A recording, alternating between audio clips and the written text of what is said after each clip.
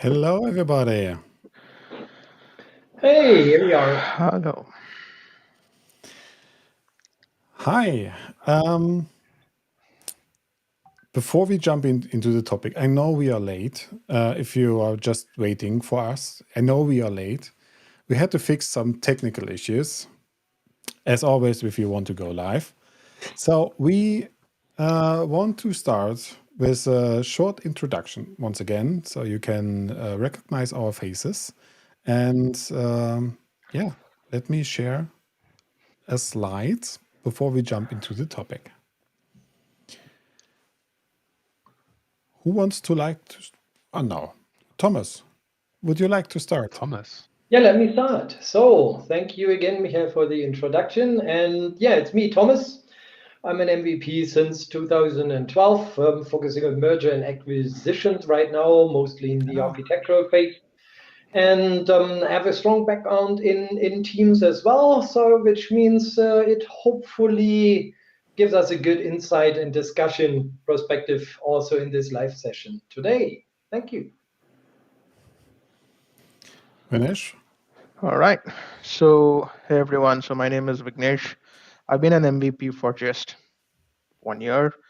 And prior to this, I had a interesting journey with Microsoft as a full-time employee for about some time. And yeah, been in the industry for 12 years, always done only Microsoft 365, nothing apart from that. And yeah, I've also spent some time with migrations, and I'm here to share my learnings along with my fellow MVPs in this session. Thank you. Raphael, your turn. Hello, my name is Raphael, living here in Cologne. I'm MVP for Office Apps and Services also since 10 years, more than 10 years now. Also Azure MVP and Windows Insider MVP and one of these Microsoft Regional Directors. And yeah, I'm the compliance and information protection and legal guy and data privacy officer. So I'm very happy to be here. And let's start and go back to our host. Hello, Michael. How are you? Good, good. A little bit relaxed now since we started just a minute ago. Yeah, my name is Michael Plättner. I'm a CEO and co-founder of a small company about teams, user adoption, change management, and that's also the topic I'm here for in this migration. I have seen a lot of different companies doing it wrong with doing nothing. And I had interesting discussions with my fellow MVPs, so we decided to start here with this series and go a little bit deeper into the different topics. But what is the actual current topic for today? Well, before we go too deep into the technical stuff like compliance and Power Platform, I would like to start with a more general topic which affects the most, no, sorry, everyone on your environment. The users, the personal data user. And this is a little bit structured with three main pillars. So first of all is your personal data, like in OneDrive. The next one is kind of personal but shared data on a Microsoft Teams. And of course, email is death. I know, but it's not. So we have to talk about the mailboxes. All right. Who wants to pick up the first topic? So not you. Who wants to select the first topic? Shall we start with Thomas? Yeah, maybe let me get an overview in total before we have the expert, because the OneDrive expert is definitely Vignesh. But one part, just important, where we need to talk about first is if we talk about personal data, we are talking about the data which is associated with an account anyhow sitting in Azure Active Directory and which is tied and aligned to those or to this account. Now we see this and start migrating into or merging, which is the migration into the other tenants. Yeah, let's see how that works. That means we have OneDrive. OneDrive actually has APIs, or it has even a newer technology just for relinking it in the mailbox environment. The same, we have an API, EWS. I guess everyone knows this. It's also an upcoming preview, anyhow, for relinking mailboxes into a new tenant. And oh, please come fast. And then we have Teams, and everything sucks because Teams has the slowest API Microsoft has ever built, which means we can create Teams, but when we talk later about it in detail, we will see how fast that actually is. And by the way, maybe I guide you through a nice tiny experiment. But having that in mind means all those data need to be at the same time available on the target. So you cannot have maybe a little bit Teams, a little bit Mailbox, and a little bit, or maybe half OneDrive, because then you don't know where to work. Or you work in both, or you don't work. That means let's see how we can actually tackle this and how we can address it so that at least the user can start his own journey in the new tenant. Maybe I give back to Michael to Vignesh. Yes. So yeah, I like the. Of course, I do, because it's user adoption focus, right? I like the people centric focus here, and I just thought about the description you gave, Thomas, because I thought that sounds a little bit. We should start with the hub for modern collaboration with Teams, but then I thought, but when I try to share a file, I use an email, maybe, if it's outside of my company. And then in the best case, I used OneDrive.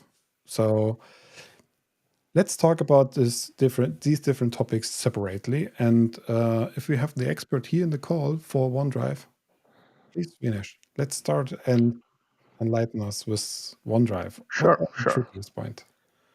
Yes, and thank you for calling me as an expert in OneDrive for business, because, and I understand the reason why Thomas is coding this, right? So if you look at OneDrive, right, it's to be honest, in the entire Microsoft 365 plethora of services, OneDrive is my favorite because, I mean, of course, you get 1 TB of storage just for yourself. Do you think any other service is going to give you that, right? But the problem is even that, because if you look at it, when you're giving so much of storage space to your users, I mean, 1 TB is good. Today, you can even have 3 TB or 5 TB or whatever. Users just get crazy and they start putting, excuse my language, every damn thing inside it, right? It could be their vacation videos, their marriage videos. I mean, everything, every literal thing is going into their OneDrive for Business. And when you're looking at migration, right? This, I would say that this is the bigger chunk. This is the bigger volume, because there is just, you're talking about every single, I mean, if he's a very mature user, he knows which one should be into his OneDrive for Business, which one goes to SharePoint, and which one should sit in his hard drive, right? But then today it so happens that it becomes like your backup solution in most of the companies. If you look at, I remember 10 years back when I started in organize, there was solutions such as Iron Mountain, and there was a lot which were used as backup solutions, right? But today OneDrive is the one which is being used as your PC backup solution, which means the enormous amount of data keeps going into OneDrive, and all these need to move seamlessly into the target.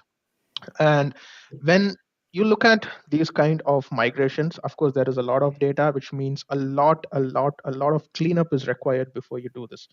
It doesn't make sense for you to move everything. You really need to start by asking the users, hey, I see about 100 GB of data in your OneDrive. Do you really need all this 100 GB? Because now is the time for you to go ahead and clean up, because the more amount of data, the more amount of time it's going to take. Now, as Thomas was pointing, thanks to Microsoft, now we have this new cross-tenant migration tool, which is really, really great in terms of its speed and performance. It's literally, I would say, 10 times faster than any other third-party tool in the market, simply because it's using the Microsoft's backend infrastructure, right? They just sort of unlink it from the source, and they sort of relink it once again in the target, which is very quick. But there are also certain problems in this tool, which maybe we'll be talking later in this session. But to begin with, what I would recommend is for any OneDrive migration, always begin with a proper discovery. It's good to start that way, because I can tell you 100% sure that not all the data that needs to be moved to the target. I'm pretty sure that there is a good amount of cleanup that users can do, and only the relevant information should be moved. And as I said, not your personal videos, your marriage or vacation videos. I mean, maybe they can go to your personal OneDrive, which is part of your Hotmail subscription, but not to OneDrive for Business. So users need to clearly understand which one has to go where. What's your take on that, Raphael? Thank you very much. You bring up a very interesting topic on our discussion table. How much gigabit or terabit a OneDrive needs to be? Because if it's smaller, it is better for data privacy, for all of the topics around security. So if there are not a lot of data, you can't get hacked or moving or shared outside of the company. On the other side, you have a lot of storage for personal usage, and you can use it and you need it because uploading your videos, uploading your pictures from OneDrive, everything goes to OneDrive. Also, Teams content is moving in chat. When we have a group chat, it goes to the OneDrive. So this is the first question for you. For tenant-to-tenant migration, what was your out of this perspective was your limit for storage? Is it 1 terabyte, 500 gigabit? What do you say? Very fast. Thomas. It was 1 terabyte. Only the number. 1 terabyte. 1 terabyte? Vignesh? I would say keep it even more shorter, like 500 gigs. Yeah. Or 100 gigs. 500 gigs? Yeah, or 100 gigs. I can even say 100 gigs. Michael, for adoption, 500 gigs is a mad. Yeah. Michael, what do you say for? What do you count? Michael, you're on mute. Okay, you are on sorry. mute. Yeah, sorry. For adoption, I would say just keep it under 100 gigabyte. For compliance, 100 is enough because we have to think about what do you do with a OneDrive.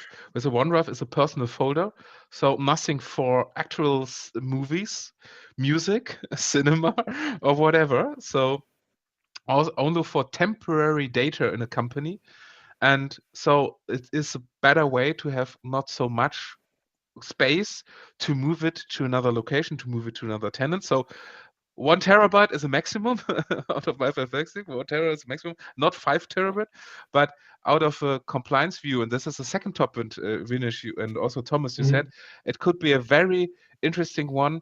Which data do you have in your storage? So you talked about cleaning up your OneDrive. Yes. And I have 2 migrations where we said we don't move to OneDrives. We don't migrate. Let me actually get it from there. So it's one part. We also did a lot of analytics, right, for OneDrive. Yeah. And you find typically 3 different kind of categories. You find a lot of people with very, very less data, most likely even below, sometimes I would say below 10 gig. That's nearly nothing. That's most likely even the majority. A lot have even less. So that means less than 200, 300, and then you find the rest. And that is scaling everywhere. So you find them even on certain execs. I don't know because we should not have a look in, but they have sometimes 5 or 7 terabyte.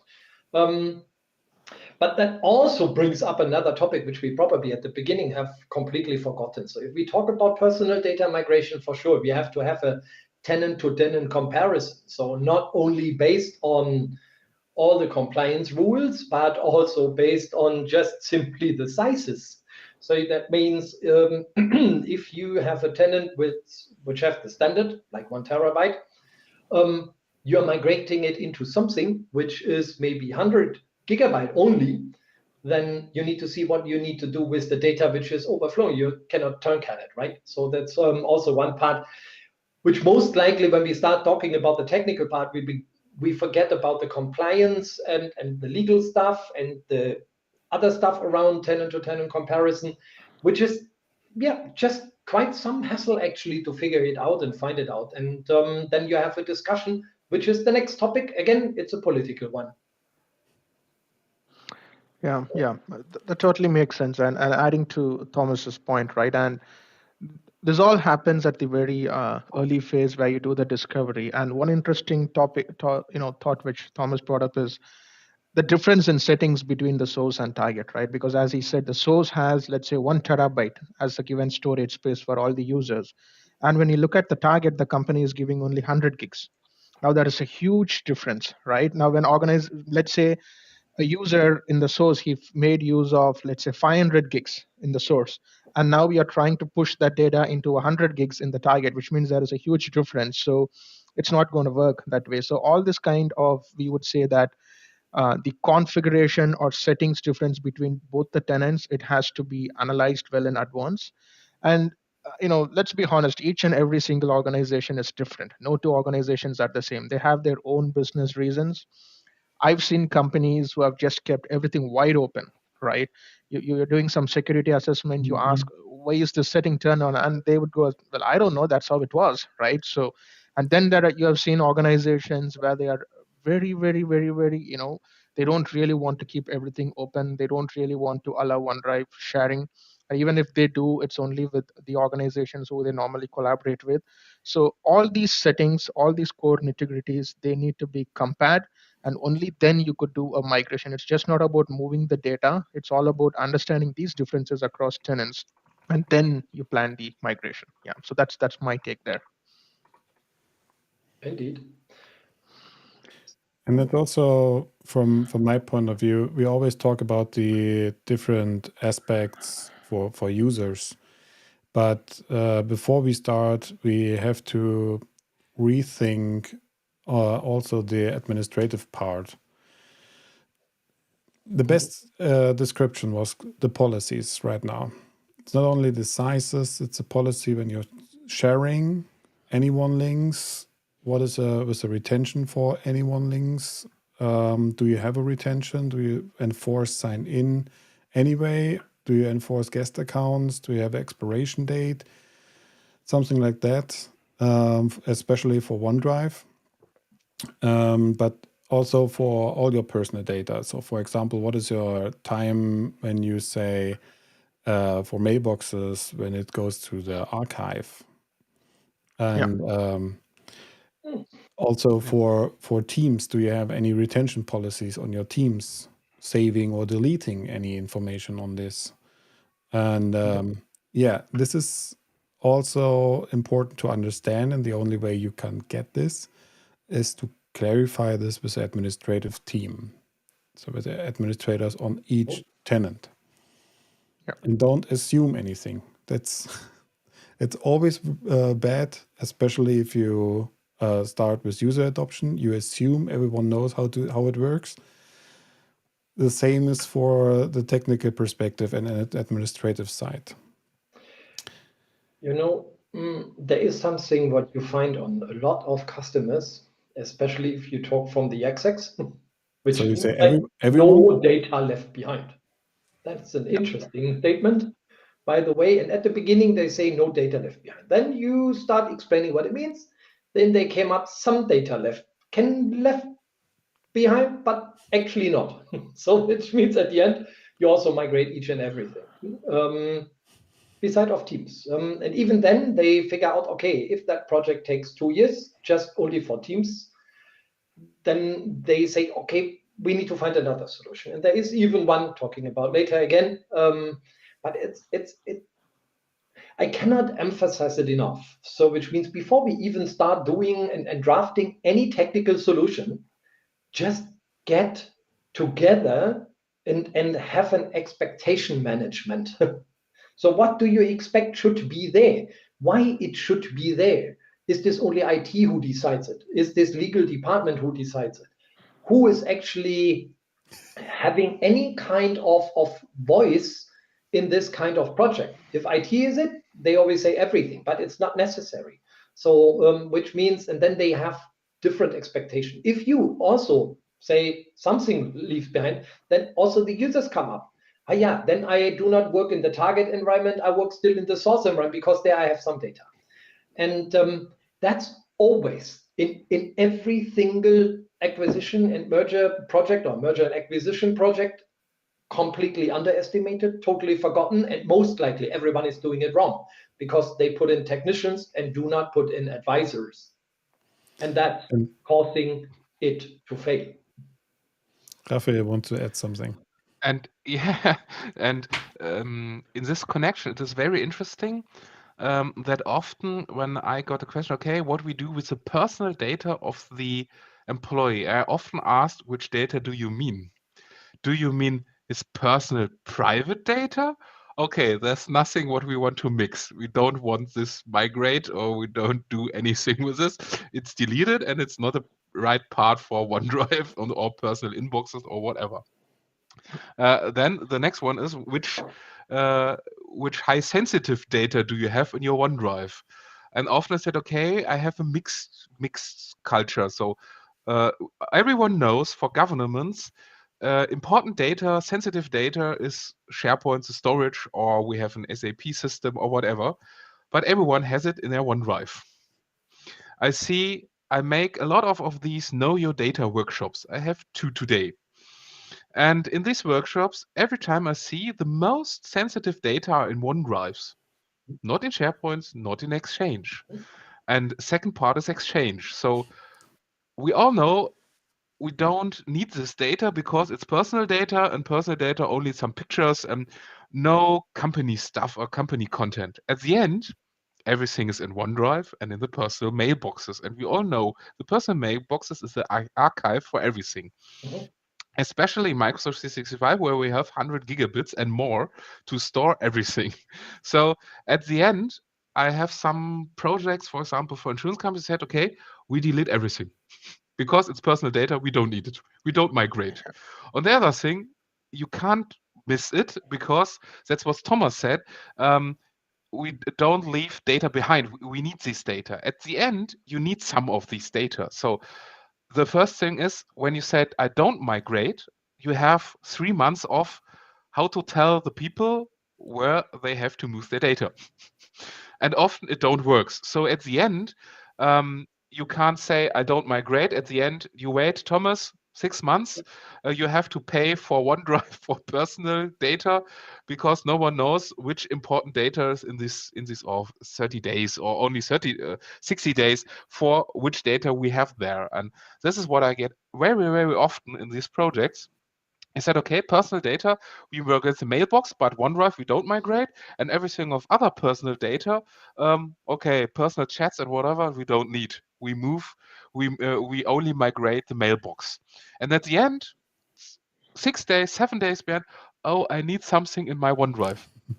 What do you need in your OneDrive? In my OneDrive, yeah, there is the Excel sheet from our last project, and I miss it to migrate it to Teams. Oh, okay.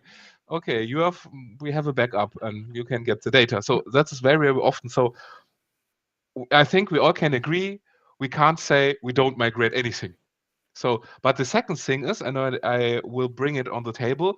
I have some company customers that said, okay, personal data, we don't migrate, but we give the people the chance to migrate it for himself or for herself.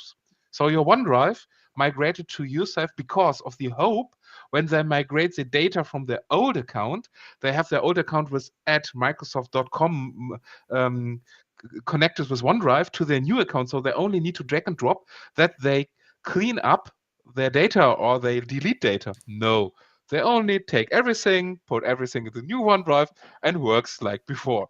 And so what do you think?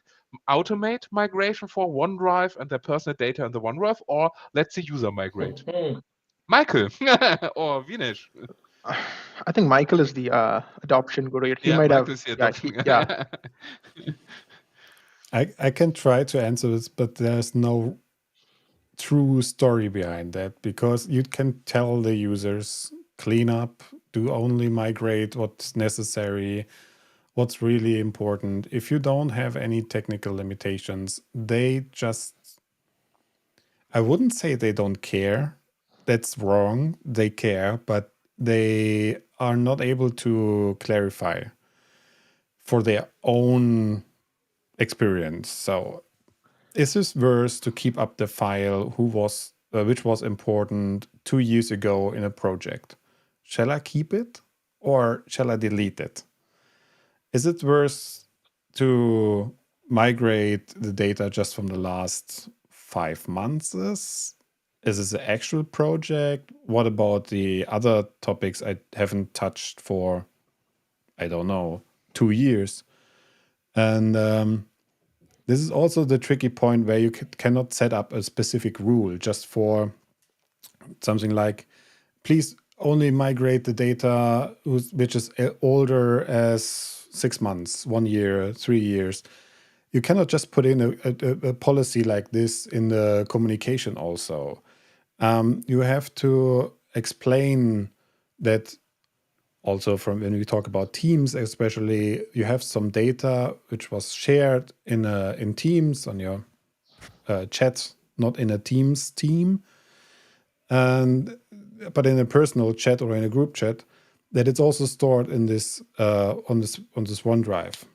So you have to explain, think about the data, go over the data, and in my ideal world, I would say in the target environment, we have less storage available as in the previous. I know in the ideal world, because then they are forced to at least think about it.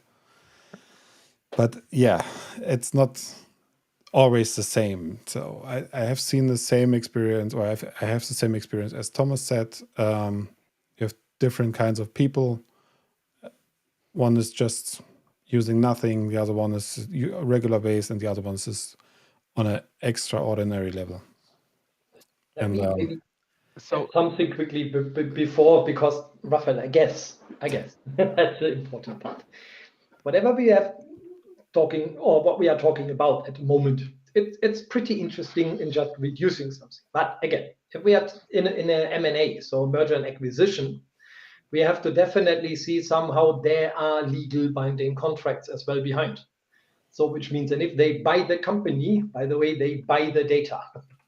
Regardless if it's personal or not, correct. whatever, it's all. And if there are legal cases coming up, you cannot leave anything actually behind again. And then whatever we have discussed is nice, but actually we have to also include those folks who triggered the M&A, and then we have to see how that works. Yeah, That's totally correct. Sorry, one sentence. That's totally correct. If you have these company, they brought every time, I need everything, and we clean it up later. So yeah, we take everything because most of the data are the important things they brought, because there are the knowledge, because no one has a right knowledge management system. So Michael or Thomas, correct, but at the end we dream of a perfect world. Yeah. It's the same like in the chat.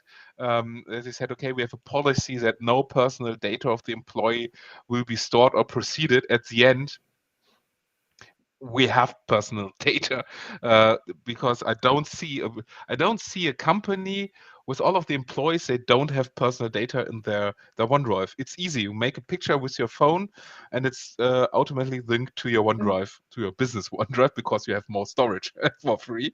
And it's linked, okay, you can take technical limitations that you can't upload it or you delete everything after 30 days. But at the end, yes, out of a legal reason, I see a lot of sentence in the contracts. We brought everything and we take everything with us. So Thomas, that's correct. If you don't have it, then you can clean up, but we will see. But for the discussion, Thomas or Vignesh, sorry, I don't want to disturb. yeah. That's I totally get it. And I see an interesting question in the chat which said somebody wants to set up the tenant-to-tenant. I see, Thomas, you have just shared your book as well, right? So, and as I was talking before, so as I said, first of all, once again, thanks to Microsoft. Now this tool is really great for somebody who has been dealing with third-party tools for many years in the past. I know, the agony of working with these third-party tools is it's a lot of time consuming. I mean, there is nobody to complain here because, that's how the API is read. Now with this cross-tenant migration tool from Microsoft, right? So as I said, it makes use of the backend infrastructure from Microsoft. Your OneDrive is just, it's just unplugged from the source and it is just replugged once again in the target, right? So setting up this tool, to your question, it's quite easy. That is per user license. This needs to be licensed in the target. And then there are a couple of PowerShell commandlets where you need to set up this trust thing, and you need to make sure that all both the tenants are compatible, and then just need to go ahead and run the PowerShell, and it starts migrating. But that is a problem also here, and it's clearly documented in Microsoft, and we did face this in our project, right? So if both the tenants are not in the same compatibility level, then that's it, you can't migrate. I mean, that's how it is, because we need to understand that on the back end, these are all shared infrastructures, which means it's Microsoft who's going to patch all these backend SharePoint farms. It could be CUs or patches, KBs, whatever. And for you to make use of this tool, the source and target should be on the same patch level. And for whatever, because it's not possible for you to migrate from a higher patch level to a lower patch level. It doesn't work. So, and this is the case with on-prem as well, right? So if your tenant goes into such scenarios, then you simply can't migrate. So this is a very big headache with this tool at this point. But given the time the other third-party tools are taking, I think this 48 hours or 72 hours is something which is okay, you can live with. But this tool, it's amazing. It migrates everything, all the versions, everything just smoothly moves, and it's great. I would recommend any organization to go ahead and use it. Thomas, your take on that? Yeah, let me maybe step into it, since I was also involved in this private preview testing it. It is simply, so to speak, it is awesome. Everything comes with a but. Let me first quickly talk a little bit about OneDrive migration if you do it via the API. So you have a throughput limit, which is actually somehow between 250 megabyte and 10 gigabyte per hour, depending on the size of your files. So which means you can't calculate. You can do preloads, but it also makes it complicated if you add versionings, what Vignesh mentioned already. So that means if you do it over the traditional way and you migrate a lot of data, maybe all, then forget it about to calculate when a user is ready. You can maybe migrate 10 users a day, then you can at least have a kind of estimation logic behind. Furthermore, if you do it now with the cross-tenant move tool, so to speak, we call it sometimes mover. It's not the same mover as we see, but the cross-tenant migration tool makes it fast, makes it reliable, but it's unforeseeable when it fails if there is a tenant incompatibility. If you move it across different geolocations, that will be even increase the likelihood of incompatibility problems which we have. So that means, again, you prepare everything, you prepare mailbox, everything is there, everything in sync. Now you start and say the user maybe 1 or 2 days earlier. Most likely you start even with the communication pretty early. Your migration date is day X. Now it's coming closer to day X. Everything looks fine. You say it is day X, incompatibility mode. You're not migrated. Or you migrate him, say, well, your OneDrive follows a little later. Maybe tomorrow, maybe the day after tomorrow. Yeah, that brings us again to the next problem, which we always have.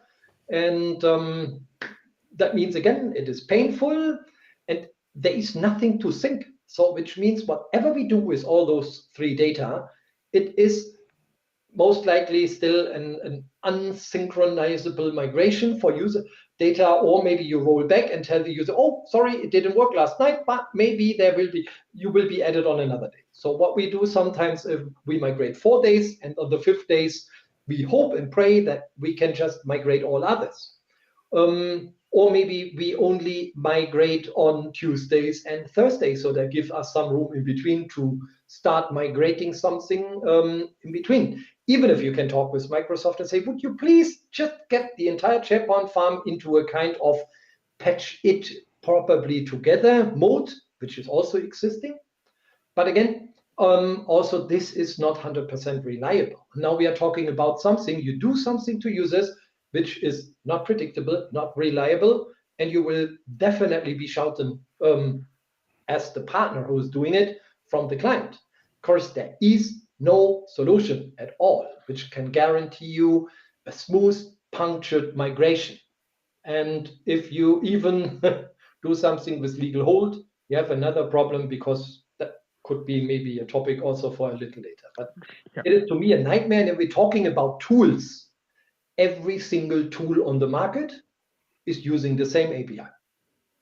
Some have better salespeople and tell you they use a faster API, which they don't. I had that a couple of times. So the customer stopped the entire project. They said, there is another vendor. I said, amen. Yes, bringing him. We figured out, great.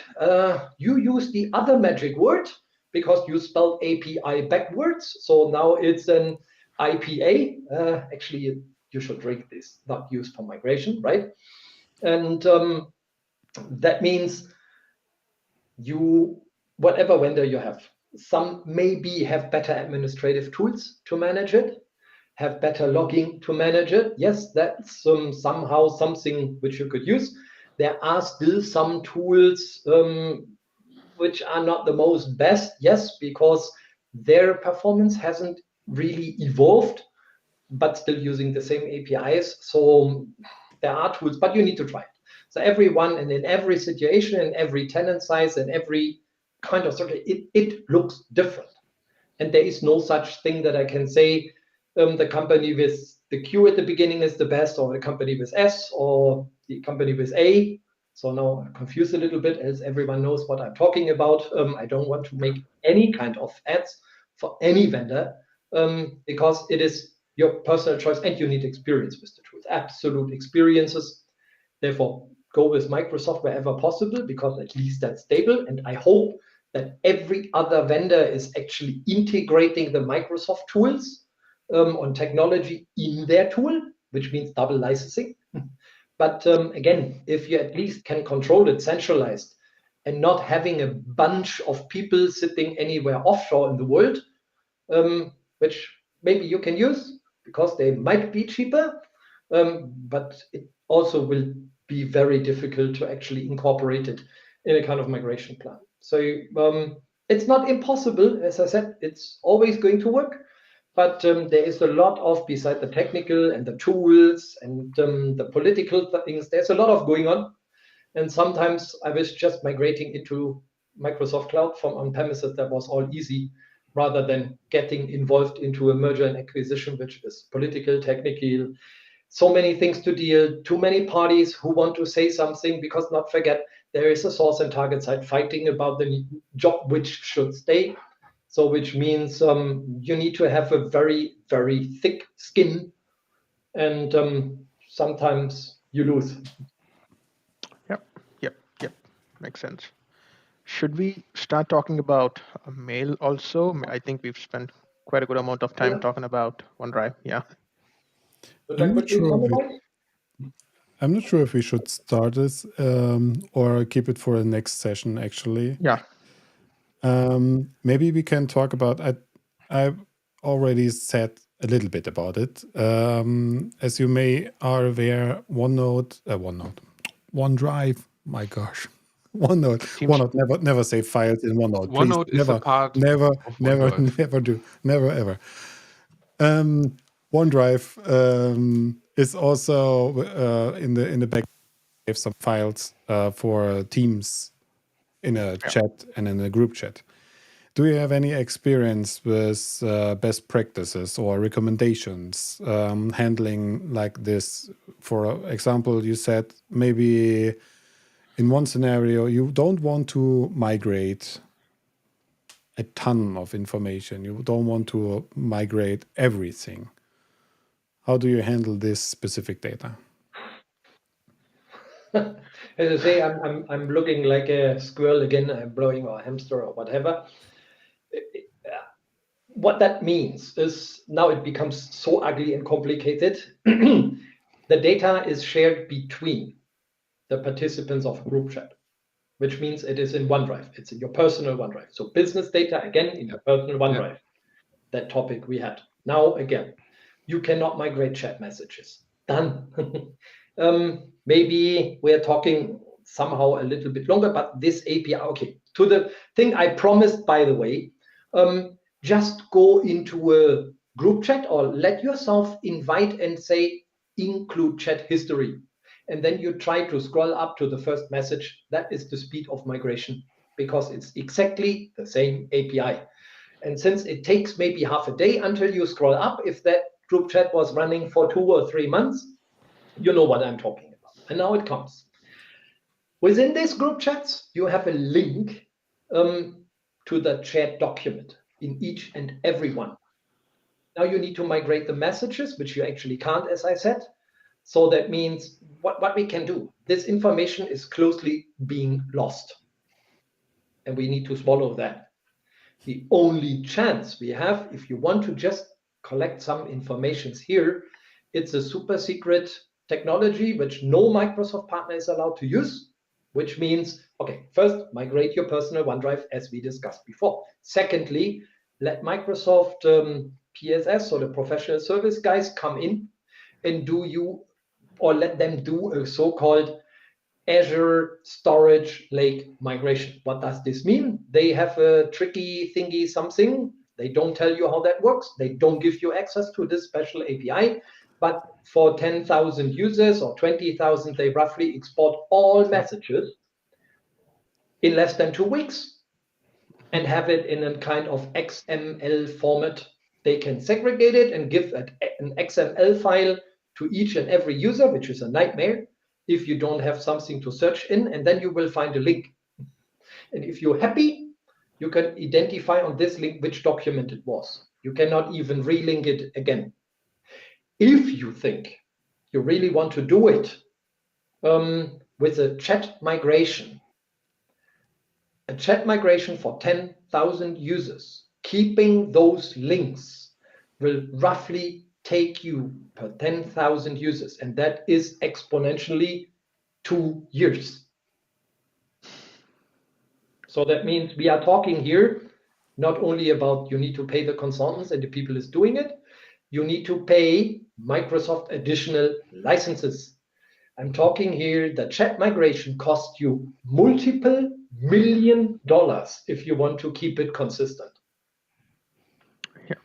So at the end, don't migrate the chat. Don't migrate chat. Let it export. If you need data consistency, let Microsoft export, put it aside.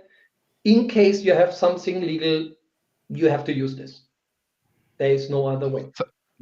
So at the end, a policy of deleting every chat after 30 days could be a very good policy. In fact, I wanted to come to that, Raphael. See, because when you look at the market, you see a couple of organizations who are very structured.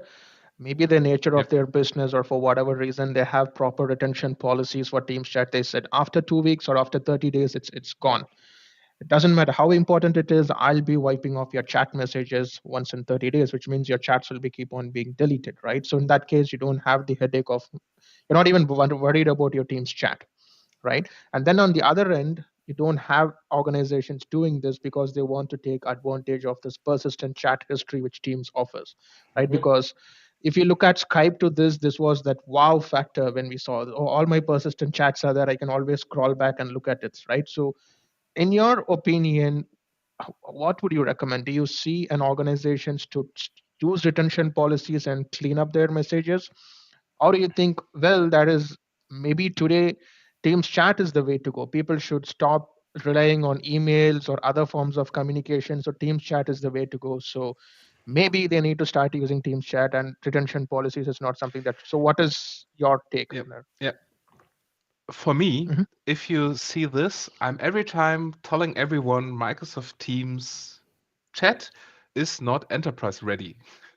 Because, sorry, it's not enterprise ready. Microsoft Teams in this part is not enterprise ready, because for enterprise ready, compliance, data privacy, backup, storing, archiving for financial sector, you can't do this with a chat item. Sorry, it don't works. Yeah. No, it don't works really. You can use Keep It or whatever and make backups and e-discovery. That's another part of the tale of a book. I talking about enterprise ready, full enterprise ready. And so I said no, because I said Teams is only a temporary storage and temporary work for projects, for groups, for everything. So you work and the personal chat 30 days, 35 days, and everything that would be fine for me. I see companies that are 60 days and then deleting everything, because for tenant-to-tenant migration is better, for compliance is better, for data privacy, yes, and it's better because no one can delete a chat. Yeah. So you can't delete a group chat. You only can make it invisible, so it don't work. So automatically deleting policy. And what I find is what is a heavy challenge is the chat and the information in a Teams group, in a Teams channel chat, for example, share channel, and we have private channel and all of this. And for this, when you have a deeper look, exactly, you need a consistent migration to another team, because you need it. But on the other side, and it's also it costs you a lot, and that's the same for Yammer, also for Viva Engage. Now you have only one company for migration. We have the same. So at the end, you need systems for exit and IT emergency cases. You need to prepare it with deleting policy. Don't do the German way. Don't do the German way and carry everything, and you need everything, and every chat message is important. No, or it's the same. You don't need all of these data. For example, Ignite. Who of you stored all of the data and slides and said, okay, I want to rewatch the sessions? Every one of us. How much session do we watch? 2 or 1. So no one needs it.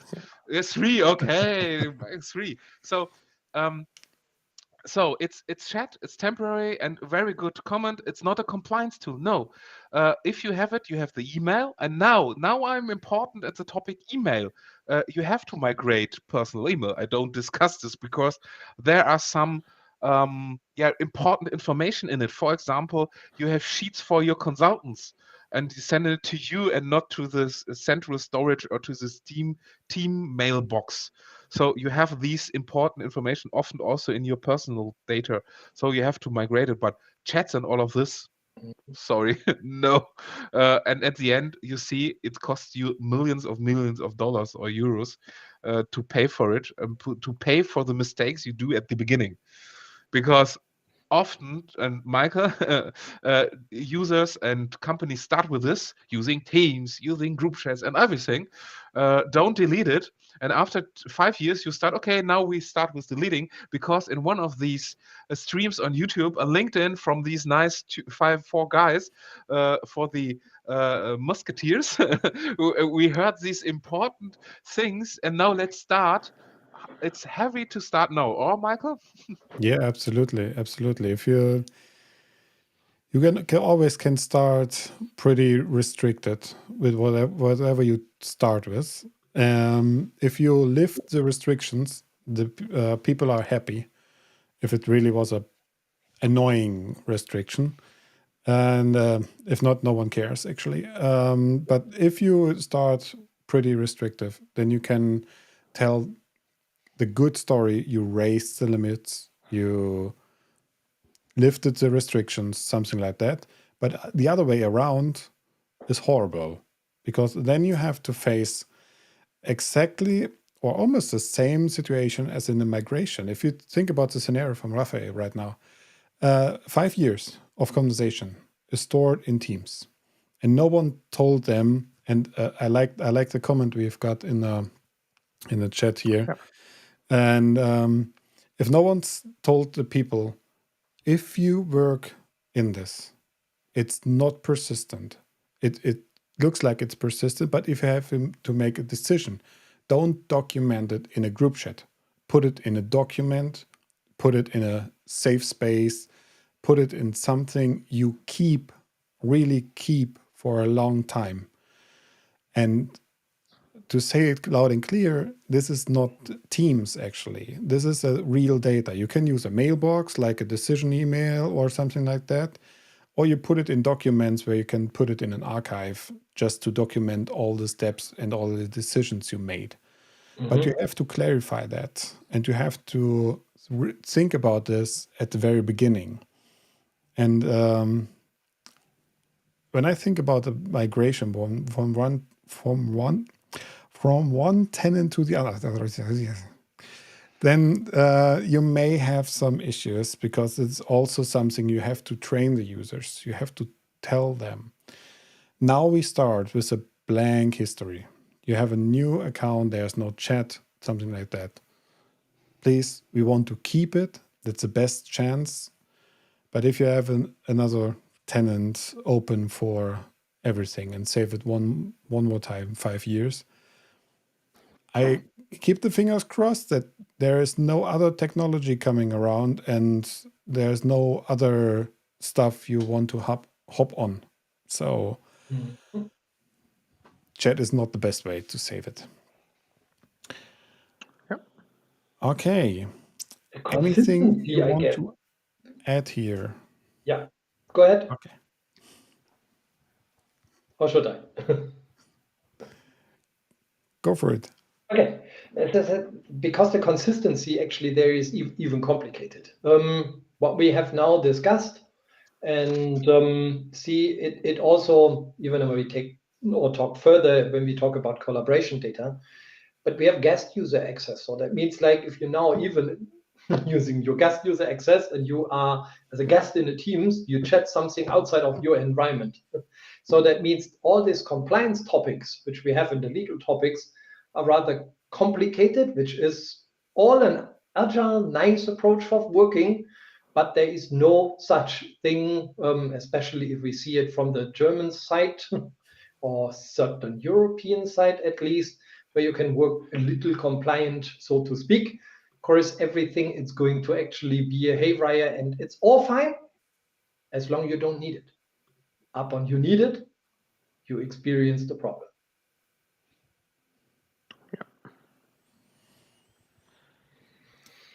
All right. So, summary. Summary. Summary at the end. Summary at the end. 10-to-10 migration personal data is a lot of governance questions, a lot of who owns the company questions, strategy questions in this part. And at the end, we're talking about enterprise readiness of it. At the end, we come every time to this topic, Vignesh. You It's bring it crazy. up every time.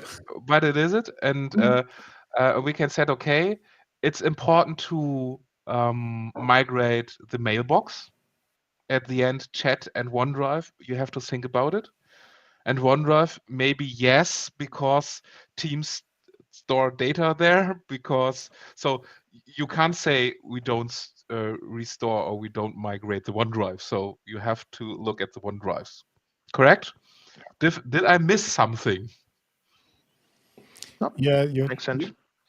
you definitely missed Adoption. you definitely missed to explain one more time, and you couldn't say it as often as possible. It's horrible to migrate all this stuff. It takes a while. Sorry, it takes ages, not like a while, like 5 minutes. It takes ages, like really, really months before you can migrate everything. And especially chat, we learned that in a previous session already in the overview. This is horrible. And yeah, with the API for OneDrive, it's not getting better. So thank you, Raphael, for the first summary. I just wanted to bring out the pain point here. I think I should stop with English and maybe talking for today.